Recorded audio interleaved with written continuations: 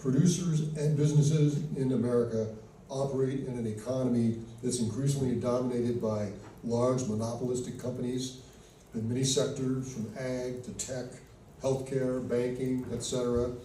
Do you see this as a problem? And if so, what's your Congress do about it? Well, I'll drill down on one of those issues, and it relates to all.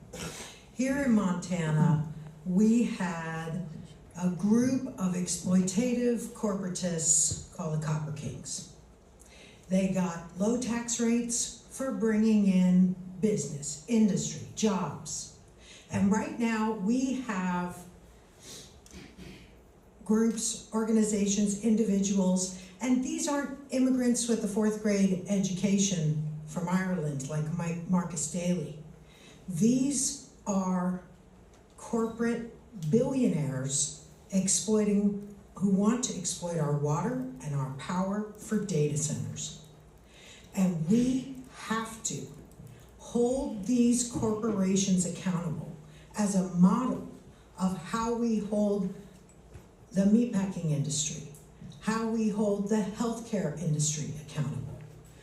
As I noted in my intro, Montana, we listen to the people. We are not a corporate-run state, and we never will be. And I'll make sure of that when I'm in the U.S. Senate. Mr. Blackwolf, your response. So first of all, let me start off by saying I fully acknowledge that the United States is a capitalistic country. However, with unbridled capitalism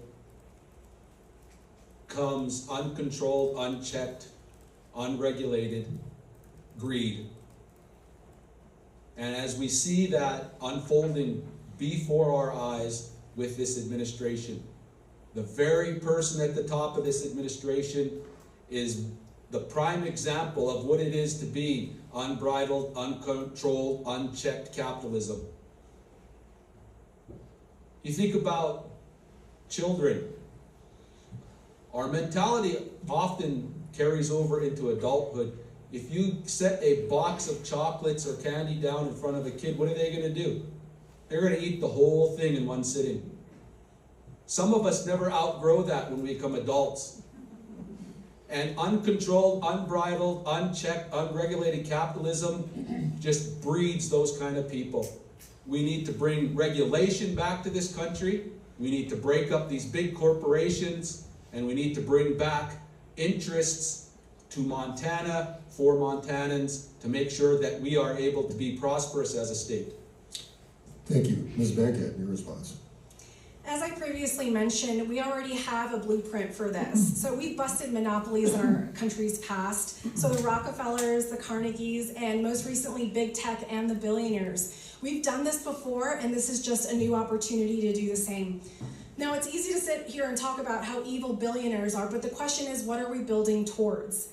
And our country understood after the Great Depression that we had to support the most vulnerable in our population in order for the entire country to thrive.